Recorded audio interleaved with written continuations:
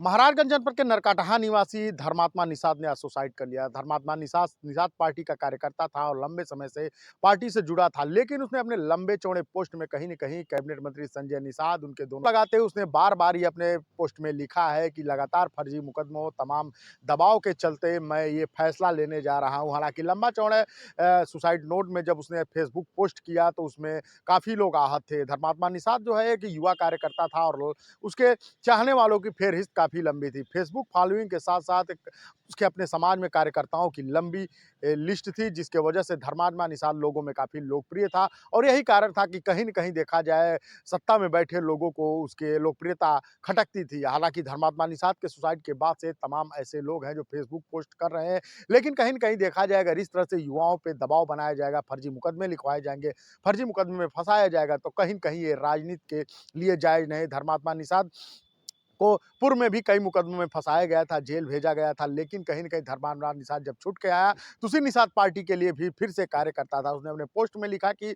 पिछले 10 सालों में उसने परिवार को कोई भी समय नहीं दिया, जो भी समय दिया, पार्टी को, डॉक्टर संजय निषाद को, उनके दोनों पुत्रों को पार्टी के लिए काम करने के में समय दिया और लगभग 40 से 50 जिलों में संगठन के लिए काम किया। लेकिन संगठन के रूप में उन्हें जो मिला, उसके वजह से वो आहत था और यही कारण था उसने अपने लंबे चौड़े पोस्ट के बाद से अपने जीवन का अंत कर दिया। धर्मात्मा निषाद जो है एक युवा कार्यकर्ता था और ऊर्जावान कार्यकर्ता था। उसके मौत से जो है काफ़ी समाज में गमगीनता है। निषाद समाज के लगातार नेता जो है पोस्ट कर रहे हैं, लेकिन कहीं न कहीं देखा जाए अब आगे पुलिस इस पे क्या करती है। उसने अपने फेसबुक पोस्ट में जो लिखा है, तो कहीं न कहीं देखा जाए इस मामले का संज्ञान लेते हुए एक उचित कार्रवाई तो होनी चाहिए, लेकिन सत्ता के सिंहासन पे बैठे लोगों को द्वारा अगर इस तरह से कार्य न करने वाले लोगों को प्रताड़ित किया जाएगा, अपने लिए जबरदस्ती कार्य करने के लिए दबाव बनाया जाएगा, तो कहीं न कहीं समाज में एक गलत संदेश जाएगा। अब हम बताते हैं कि धर्मात्मा निषाद ने अपने फेसबुक पोस्ट में क्या लिखा है।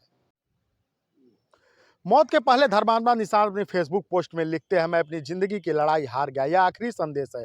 आज बहुत कुछ सोचने समझने के बाद ये मैंने फैसला लिया है कि यह दुनिया मेरे किसी काम की नहीं है। मैंने अपनी क्षमता के हिसाब से जितना लोगों की मदद कर सकता उतना मदद कर प्रयास किया। कई बार अपनी क्षमता के ऊपर भी जाकर लोगों को मदद किया, जिसके कारण मेरे हज़ारों राजनीतिक और सामाजिक दुश्मन बने। मैंने समाज में शोषित, वंचितों और निर्बलों की आवाज़ को बुलंद करने का काम जारी रखा। इस बीच मुझे फर्जी मुकदमे भी झेलने पड़े। कई बार जेल जाना पड़ा। मैंने अपने कदम रुकने नहीं दिया, लगातार लोगों से मदद करता रहा। अब आते हैं मुख्य बिंदु पर। आखिर मुझे ये फैसला क्यों लेना पड़ा? तो आप सबको अवगत कराना चाहता हूँ कि मैं पिछले 10 वर्षों से डॉक्टर संजय निषाद कैबिनेट मंत्री उत्तर प्रदेश सरकार के साथ सामाजिक और राजनीतिक संगठन जैसे राष्ट्रीय निषाद एकता परिषद, निषाद पार्टी के विभिन्न पदों पर रहते हुए कार्य कर रहा था। पिछले 10 वर्षों में मैंने परिवार को समय नहीं दिया। मैंने डॉक्टर संजय निषाद, उनके परिवार के लोगों के साथ-साथ समाज को समय दिया। इस बीच मैंने उत्तर प्रदेश के लगभग 40-50 जिला संगठनों में पार्टी के लिए कार्य किया, जिसके वजह से निषाद समाज के युवाओं के साथ-साथ अन्य वर्ग के भी युवाओं में मेरी लोकप्रियता बढ़ती गई, जिसके कारण संजय निषाद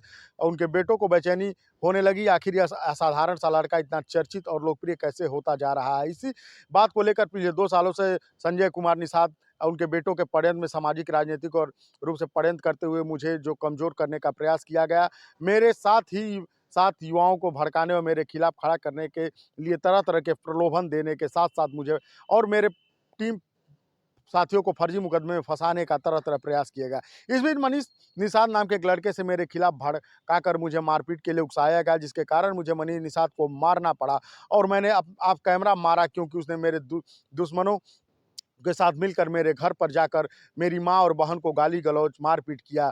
एक मेरे बहुत करीबी हरामखोर मित्र जयप्रकाश निषाद के हाथ था, क्योंकि हरामखोर मनीष निषाद अपने हिसाब से चलता था और वहीं षड्यंत्र करके डॉक्टर संजय कुमार निषाद के नाम और तत्काल सांसद प्रवीण निषाद के नाम से फ़ोन करके मेरे खिलाफ फर्जी लूट का मुकदमा दर्ज करवाया था, जिसके उस हरामखोर को जब लाइव आकर मैंने मारने की धमकी दिया, तब वो हरामखोर अपने दोस्त सोहन गुप्ता, खजनी विधानसभा निवासी, उनके ज़रिए मेरे पास फ़ोन करके गोरखपुर मिलकर पूरी बात बताई, जिसमें सोहन गुप्ता, जयप्रकाश निषाद, प्रदीप साहनी और विष्णु चौरसिया, जो जयप्रकाश निषाद के ही मित्र हैं, इन सबके जयप्रकाश निषाद ने कबूल किया था कि डॉक्टर संजय कुमार निषाद, उनके बेटे प्रवीण निषाद और श्रवण कुमार निषाद, इन लोगों के कहने के मेरे खिलाफ फर्जी मुकदमा दर्ज कराया। यह सारी बातें सुनकर मुझे बहुत गहरा चोट पहुंचा, मगर मैं अपने खुद को शांत रखा। हालांकि धर्मात्मा निषाद ने अपने लंबे चौड़े फेसबुक पोस्ट में अपनी पूरे जीवन की आप बीती बयां किया है। उसने साफ-साफ कैबिनेट मंत्री निषाद पार्टी के राष्ट्रीय अध्यक्ष डॉक्टर संजय निषाद उनके पुत्रों के द्वारा लगातार मुकदमे में फंसाए जाने के लिए दोषी मानते हुए उसने अपने जीवन लीला का अंत कर लिया है। हालांकि अब देखना ये होगा कि इस पे राजनीति कहां तक गहराती है, लेकिन इतना तो तय है कि जिस तरह से समाज के युवाओं को अपने लिए कार्य न करने पर फर्जी मुकदमे में फंसाया जा रहा है, जेल भेजा जा रहा है, ये कहीं न कहीं आने वाले समय में निषाद पार्टी के लिए घातक होगा और आने